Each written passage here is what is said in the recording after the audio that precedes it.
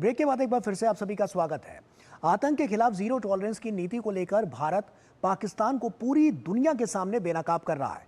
पाकिस्तान की असलियत सबके सामने लाने के लिए भारतीय प्रतिनिधिमंडल ने न सिर्फ दुनिया को पाकिस्तान की असली सच्चाई बताई, बल्कि वैश्विक पटल पर आतंकवाद को बर्दाश्त न करने की प्रतिबद्धता भी दोहराई।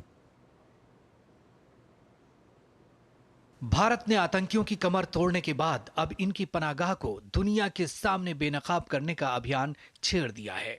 आतंकिस्तान के इस घिनौने रूप को दुनिया के सामने धुतकारने के लिए भारतीय प्रतिनिधिमंडल एक शहर से दूसरे शहर जा रहा है, ताकि समूचे विश्व को इस सच्चाई से रूबरू कराया जा सके कि 22 अप्रैल को इंसानियत के दुश्मनों का एक गिरोह कैसे मासूमों निहत्तों पर टूट पड़ा। साथ ही 140 करोड़ लोगों का संदेश दे रहा है कि भारत अब इसे और सहन नहीं कर सकता। आतंकियों को पालने पोसने वाला पाकिस्तान दुनिया के लिए नासूर बन चुका है। अगर इस पर वक्त रहते अंकुश नहीं लगाया गया तो समूची मानवता के लिए घातक होगा। भारत को इस कूटनीतिक स्ट्राइक में बड़ी सफलता भी मिलती दिखाई दे रही है। कई देशों ने आतंकवाद के गढ़ पाकिस्तान के खिलाफ भारत द्वारा उठाए गए आत्मरक्षा के कदम का खुलकर समर्थन किया है। फ्रांस दौरे पर गए रविशंकर प्रसाद ने कहा कि पाकिस्तान एक ऐसा देश बन चुका है जहां सरकार और आतंकवादियों में फर्क करना मुश्किल है। ये दल सीनेट और नेशनल असेंबली के सदस्यों, थिंक टैंक और प्रवासी भारतीयों के समूह से मुलाकात कर आतंकवाद पर भारत की जीरो टॉलरेंस की नीति से अवगत करा रहा है। संजय झा के नेतृत्व वाला सर्वदलीय प्रतिनिधिमंडल ने सियोल स्थित नेशनल असेंबली में दक्षिण कोरियाई अधिकारियों से मुलाकात कर आतंकवाद के खिलाफ भारत का रुख साफ किया। सर्वदलीय प्रतिनिधिमंडल ने कोरियाई नेशनल असेंबली में कोरिया भारत संसदीय मैत्री समूह के अध्यक्ष युन हो जुंग से मुलाकात की। भारत शांति में विश्वास करता है, भारत सद्भाव में विश्वास करता है, लेकिन आतंकवाद जो सरहद के पार से होता है, जिसको पाकिस्तान सरकार सहयोग और पेट्रोनाइज करती है, सिंदूर उजाड़ा गया तो ऑपरेशन सिंदूर से हमने जवाब दिया। The 7 delegation sent by Government of India across world to apprise what happened in Kashmir on 22nd.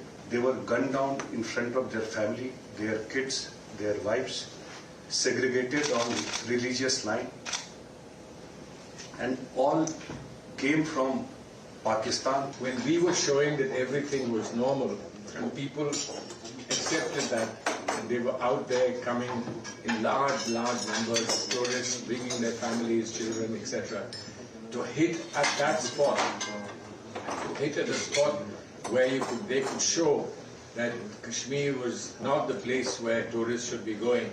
So this was a very devious exercise against our successful attempts to normalize the situation. Pakistan को बेनकाब करने की मुहिम के तहत भाजपा सांसद बैजयंत पांडा के नेतृत्व में सर्वदलीय प्रतिनिधिमंडल ने कुवैत के उप प्रधानमंत्री और कैबिनेट मामलों के राज्य मंत्री शेरिदा अब्दुल्ला साद अल मौशारजी से मुलाकात करते हुए आतंकवाद के खिलाफ भारत की जीरो टॉलरेंस का संदेश बेहद मजबूती से दिया। संसदीय प्रतिनिधिमंडल के एक दल ने कतर के विदेश मामलों के राज्य मंत्री डॉक्टर मोहम्मद बिन अब्दुल अजीज बिन सालेह अल खुलैफी से मुलाकात की। दोनों देशों के बीच बैठक में भारत की ओर से स्पष्ट संदेश देते हुए कहा गया कि अगर पाकिस्तान की तरफ से आतंकवाद को प्रोत्साहन मिलेगा तो भारत की जवाबी कार्रवाई भी उतनी ही कठोर होगी। डीएम के सांसद कनिमोजी के नेतृत्व में सर्वदलीय प्रतिनिधिमंडल स्लोवेनिया के दौरे पर नेशनल असेंबली की विदेश नीति समिति के अध्यक्ष प्रेड्रेग बाकोविच और भारत स्लोवेनिया संसदीय मैत्री समूह के मिरोस्लाव ग्रेगोरी के साथ बैठक की। दरअसल ऑपरेशन सिंदूर के जरिए जमीन पर आतंकी गतिविधियों का भारत ने न सिर्फ मुंहतोड़ जवाब दिया, बल्कि दुनिया के सामने आतंक के खिलाफ पुख्ता सबूत को रखा। प्रस्तावित देशों की यात्रा के दौरान भारतीय प्रतिनिधिमंडल ने एकजुट होकर जीरो टॉलरेंस पॉलिसी को दोहराते हुए हर तरह के आतंकवाद को बर्दाश्त नहीं करने की प्रतिबद्धता दोहराई। तो भारतीय प्रतिनिधिमंडल किस तरह से एक्सपोज करता हुआ पाकिस्तान को नजर आ रहा है, ये दुनिया देख रही है। दुनिया के तमाम ऐसे देश हैं जहां पर ये प्रतिनिधिमंडल गया है और वहां पर किस तरह से जो पाकिस्तान की कायराना और नापाक हरकत रही है उसको वहां पर उजागर किया गया और साफ तौर पर एक्सपोज जो किया गया है वो पाकिस्तान को एक बड़ी चोट यहां पर देता हुआ नजर आ रहा है। सुशील कुमार सिंघल जी लगातार हमारे साथ जुड़े हुए हैं, फॉर्मर सीनियर डिप्लोमेट हैं। सर, आप ही से मेरा अगला सवाल यह है कि जिस तरह से अभी हम मौजूदा स्थिति को देख रहे हैं, ऐसे में पहले भारत ने जिस तरह से सर्जिकल स्ट्राइक की, उसके बाद एयर स्ट्राइक और स्ट्राइक पर स्ट्राइक, ऐसे में ये डिप्लोमेटिक जो स्ट्राइक है वो कितना कारगर आपको लगती है, जो बड़ी चोट पहुंचाने के लिए पाकिस्तान को साबित होती हुई नजर आएगी?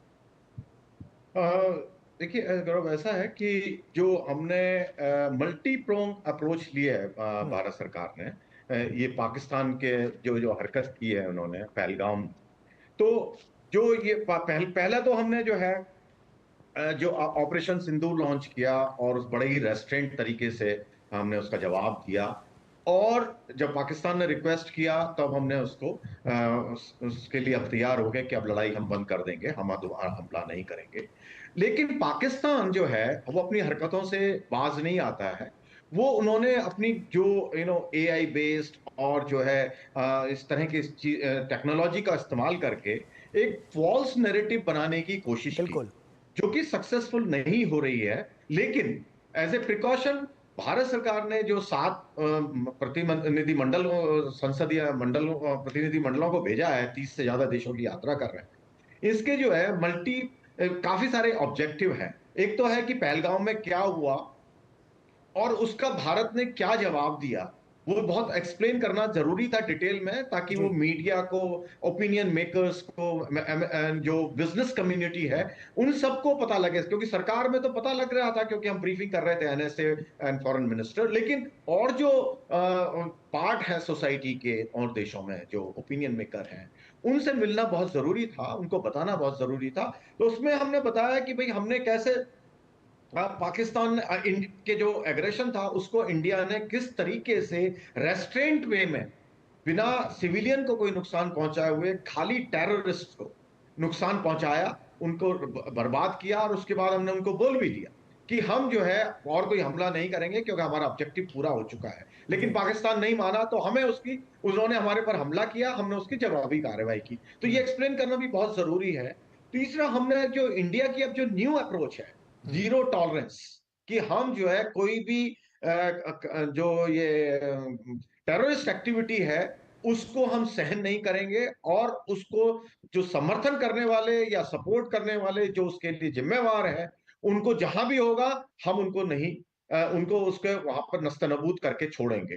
तो ये एक मैसेज जो इंडिया की नई पॉलिसी है वो भी एक्सप्लेन करना बहुत जरूरी है कि हम क्यों कर रहे हैं। और पूरी दुनिया भी इस पर एक मत के साथ साथ आती हुई नजर आई है जीरो टॉलरेंस की नीति पर। मेरा आपसे अगला सवाल यह है कि जिस तरह से अभी हम मौजूदा स्थिति देख रहे हैं, पूरी दुनिया जीरो टॉलरेंस की इस नीति को लेकर आगे बढ़ती हुई नजर आ रही है आतंकवाद के खिलाफ। ऐसे में पाकिस्तान के लिए सब ज्यादातर देश ये जानते हैं, और एक तरह से कहें तो पूरी दुनिया में ये मैसेज पहुंचा हुआ है कि पाकिस्तान आतंक को और आतंक के आकाओं को पालने का काम करता है। तो ऐसे में पाकिस्तान के लिए अब कितना अलग थलग करने वाला ये पूरा संपूर्ण जो घटनाक्रम है वो रहेगा, क्योंकि पाकिस्तान के आने वाले समय में दुनिया एक तरफ नजर आ रही है और वहीं पाकिस्तान को अलग थलग करने के लिए भी तमाम रणनीतियां बनती हुई नजर आ रही है। क्या आपको लगता है कि पाकिस्तान के लिए ये बहुत बड़ी चोट होगी, उसके लिए भी और आतंकवाद को मुंहतोड़ जवाब देने के लिए भी, जो भारत लगातार इसकी पैरवी करता हुआ नजर आ रहा है? नहीं, बिल्कुल, मैं पूरी तरह आपसे सहमत हूं कि जो पाकिस्तान की जो नैरेटिव है कि हम जो विक्टिम हैं, दे क्लेम करते हैं कि हम लोग, पाकिस्तान जो है उनका आतंकवाद का विक्टिम है और भारत जो विक्टिम नहीं है, इस तरह का नैरेटिव है उनका, बनाने की कोशिश करते हैं। लेकिन ये पूरी तरह से एक्सपोज हो चुके हैं अब ये, क्योंकि दुनिया को मालूम है कि जो भी आतंकवादी है, अलकायदा का हो या और कोई आतंकवादी हो, वो पाकिस्तान में ही क्यों मिलते हैं। अभी पीछे मॉस्को में जो इंसिडेंट हुई थी, वहां का उसका आतंक जिसने वहां किया वो पाकिस्तान में मिला। लंदन में इंसिडेंट हुई वो वहां मिला। जो 9/11 आपको सबको मालूम ही है कि सारे पाकिस्तान से ही उसके जो है सूत्रधार थे। तो ये पूरी तरह से एक्सपोज हो गए हैं, और ये झूठ जितना बोलते हैं वो बिल्कुल पूरी तरह से एक्सपोज हो गए हैं। इसीलिए आपको याद हो तो यूएन सिक्योरिटी काउंसिल की मीटिंग हुई थी जब ये पहलगाम के बाद में, और वो पाकिस्तान, क्योंकि नॉन परमानेंट मेंबर है सिक्योरिटी काउंसिल का, उसकी रिक्वेस्ट पे बुलाई गई थी। जी। पाकिस्तान को उम्मीद थी कि वो भारत को के खिलाफ कोई प्रस्ताव वगैरह पास करवाएंगे कि जो भारत जो कर रहा है वो गलत कर रहा है, जी। लेकिन हुआ उल्टा, क्योंकि सब देशों ने पाकिस्तान से पूछ सवाल किए कि पहलगाम में ये सब क्यों करवाया आपने, निश्चित तौर आप पर इसीलिए आतंकवादियों को पाकिस्तान क्यों लगातार शरण दे जो रहे हैं। उसका असली चेहरा है वो लोगों के सामने आया, पूरी दुनिया के सामने आया और तभी पाकिस्तान एक्सपोज होता हुआ नजर आया है। बहुत बहुत शुक्रिया सुशील जी हमसे जुड़ने के लिए और तमाम